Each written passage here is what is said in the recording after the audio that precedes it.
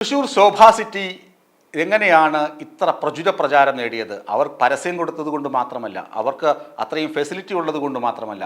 ചന്ദ്രബോസ് എന്ന ഒരു സെക്യൂരിറ്റി ജീവനക്കാരൻ 10 വർഷങ്ങൾക്ക് മുമ്പ് അവിടെ കൊല്ലപ്പെട്ടിട്ടുണ്ട്. ആ ചന്ദ്രബോസിൻ്റെ പേര് വയ്ക്കുമ്പോഴാണ് ശോഭാ സിറ്റിയുടെ പേര് കൂട്ടിച്ചേർത്ത് വയ്ക്കുന്നത്. അങ്ങനെയാണ് ശോഭാ സിറ്റി ഇത്രയും പ്രചുര പ്രചാരം നേടിയത്. അല്ലെങ്കിൽ അങ്ങോട്ട് ഒരു ഫ്ലാറ്റ് സമുച്ചയം ഉണ്ടെന്ന് കേരളത്തിൽ ഇങ്ങേ വശത്തുള്ള ആർക്കും അങ്ങനെ ഓർമ്മ വരണമെന്നോ അല്ലെങ്കിൽ മനസ്സിലാക്കണമെന്നോ ഇല്ല. ചന്ദ്രബോസ് എങ്ങനെയാണ് കൊല്ലപ്പെട്ടത്? 2015 ജനുവരി 29 ആ സംഭവം. രക്തം പുരണ്ട പ്രഭാതമെന്ന് വേണമെങ്കിൽ നമുക്കതിനെ വിശേഷിപ്പിക്കാം. ജനുവരി 29 3:15 ആ ശോഭാ സിറ്റിയിലെ ഒരു ഫ്ലാറ്റുകളിൽ ഒന്നിൽ താമസിക്കുന്ന ശതകോടീശ്വരനായ ഒരു ആൾ, മുഹമ്മദ് നിഷാം എന്ന 37കാരൻ അവിടേക്ക് കടന്നു വരുന്നു.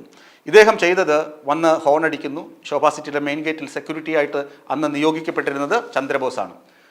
ഹോണടിക്കുന്നു. ചന്ദ്രബോസ് ഗേറ്റ് തുറക്കാൻ വൈകി. പക്ഷേ ചന്ദ്രബോസ് ഓടിച്ചാടി വന്ന് ഗേറ്റ് തുറന്നു എന്നാണ് പിന്നീട് നമുക്കറിയാൻ കഴിഞ്ഞത്. പക്ഷേ മുഹമ്മദ് നിഷാം പറയുന്നു, ഈ ചന്ദ്രബോസ് ഗേറ്റ് തുറക്കുന്നതിൽ അമാന്തം കാണിച്ചു, താമസിച്ചു, വൈകി.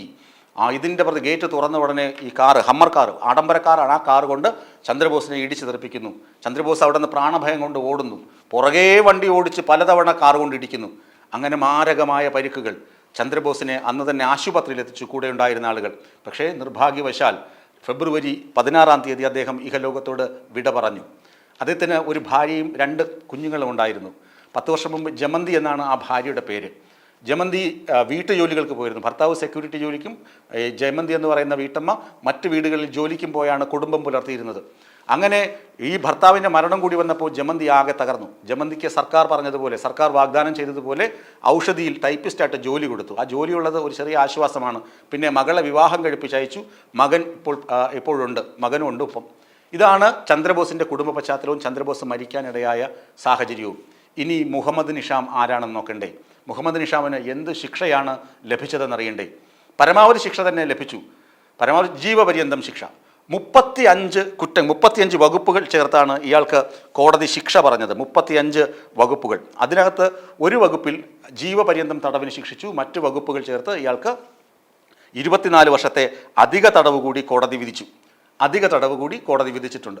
ഇയാൾ ജീവപര്യന്തത്തിനെതിരെ മുഹമ്മദ് നിഷാം ഹൈക്കോടതിയെ സമീപിച്ചു. ഹൈക്കോടതി ആ ഹർജി 2 വർഷം മുമ്പാണ് തള്ളിയത്. സുപ്രീം കോടതിയും ഹൈക്കോടതി തള്ളിയതിന് പിന്നാലെ സുപ്രീം കോടതിയും മുഹമ്മദ് നിഷാമിൻ്റെ ജീവപര്യന്തം റദ്ദാക്കണമെന്ന ആവശ്യം ഹർജി തള്ളുകയുണ്ടായി. സംസ്ഥാന സർക്കാർ അതിനൊപ്പം തന്നെ ഒരു ഹർജി സമർപ്പിച്ചിരുന്നു. ഇത് അപൂർവങ്ങളിൽ അപൂർവമായ നരഹത്യയാണ് നടന്നത്, കൊലപാതകമാണ് നടന്നത്, ക്രൂരതയാണ് നടന്നത്. അതുകൊണ്ട് മുഹമ്മദ് നിഷാമിന് പരമാവധി ശിക്ഷയാ വധശിക്ഷ നൽകണമെന്നായിരുന്നു സംസ്ഥാന സർക്കാരിൻ്റെ ഹർജി. ആ ഹർജിയും കോടതി തള്ളി. ഇപ്പോൾ വിയ്യൂർ സെൻട്രൽ ജയിലിലാണ് മുഹമ്മദ് നിഷാം. കണ്ണൂർ സെൻട്രൽ ജയിലിലും വിയ്യൂർ സെൻട്രൽ ജയിലിലുമായി ഇയാളെ പാർപ്പിച്ചിരുന്ന സമയത്ത് NIA തടവുകാരെ, അതായത് രാജ്യദ്രോഹ കുറ്റമൊക്കെ ചെയ്തുവന്ന് NIA അറസ്റ്റ് ചെയ്ത് തടവുകാർ ജയിലുണ്ട്, അവരുമായി സൗഹൃദമുണ്ടാക്കാൻ ശ്രമിച്ചുവെന്ന സ്പെഷ്യൽ റിപ്പോർട്ടിൻ്റെ അടിസ്ഥാനത്തിൽ മുഹമ്മദ് നിഷാമിനെ ഇടയ്ക്ക് കുറേ കാലം തിരുവനന്തപുരം പൂജപ്പുര സെൻട്രൽ ജയിലിൽ പാർപ്പിച്ചിരുന്നു. പിന്നീടും ഇയാളുടെ അഭ്യർത്ഥനകളും അപേക്ഷകളും മാനിച്ച് ഇയാളെ വീണ്ടും വിയ്യൂർ സെൻട്രൽ ജയിലിലാണ് ഇപ്പോൾ പാർപ്പിച്ചിരിക്കുന്നത്. ഇതാണ് കേസിൻ്റെ മറ്റൊരു വശം. ഇനി മുഹമ്മദ് നിഷാമിൻ്റെ ബിസിനസ് എന്താണ്? മുഹമ്മദ് നിഷാമിൻ്റെ അച്ഛൻ ഒരു പ്രമുഖ കമ്പനിയിൽ, അതായത് തൃശ്ശൂരിലെ ഒരു പ്രമുഖ കമ്പനിയുടെ മാനേജറായിരുന്നു.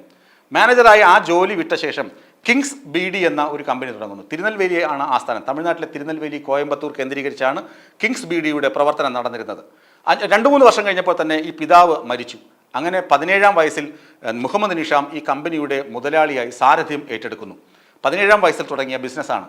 ബിസിനസ് വിപുലപ്പെടുത്തുന്നതിൻ്റെ ഭാഗമായി ഇയാൾ ആദ്യം ചെയ്തത് എന്താണ്? തിരുനെൽവേലിയിലും കോയമ്പത്തൂരിലും ആവശ്യമില്ലാതെ കണ്ട ഭൂമി മുഴുവൻ റിയൽ എസ്റ്റേറ്റ് ഇടപാടിലൂടെ വിറ്റു. എന്നിട്ട് കിങ്സ് സ്പേസ് എന്ന് പറയുന്ന ഒരു റിയൽ എസ്റ്റേറ്റ് കമ്പനി തുടങ്ങി. അങ്ങനെ ചുരുങ്ങിയ നാൾ കൊണ്ട് ഏകദേശം 500-600 കോടി രൂപയുടെ ആസ്തിയുള്ള ബിസിനസ്സുകാരനായി മുഹമ്മദ് നിഷാം മാറി. പിന്നെ ആഡംബര കാറുകൾ, ഫെരാരി, റോൾസ് റോയ്സ്, അതുപോലെ തന്നെ റേഞ്ച് റോവർ, ജഗ്വാർ, ഹമ്മർ, അങ്ങനെ തുടങ്ങിയ കാറുകൾ. ഇങ്ങനെ ആഡംബരത്തിൽ മതിമറന്ന് ജീവിക്കാൻ തുടങ്ങി. വെറും 6 വർഷം കൊണ്ട് ഇയാൾക്കെതിരെ 16 കേസുകൾ ചുമത്തപ്പെട്ടു. 6 വർഷത്തിനിടെ 16 കേസുകൾ. 2015 മാത്രം 13 കേസുകൾ മുഹമ്മദ് നിഷാമിനെതിരെ ചുമത്തപ്പെട്ടു. 2014 ബംഗളൂരുവിൽ വാഹനാപകടത്തിന് ഇയാൾക്കെതിരെ കേസ് രജിസ്റ്റർ ചെയ്തു. അങ്ങനെ സമ്പന്നനായ അതിക്രൂരനും അതിസമ്പന്നനുമായ ഈ മുതലാളിയെ കാപ്പ ലിസ്റ്റിൽ ഉൾപ്പെടുത്തേണ്ട സാഹചര്യവും കേരള പോലീസിന് ഉണ്ടായിട്ടുണ്ട്.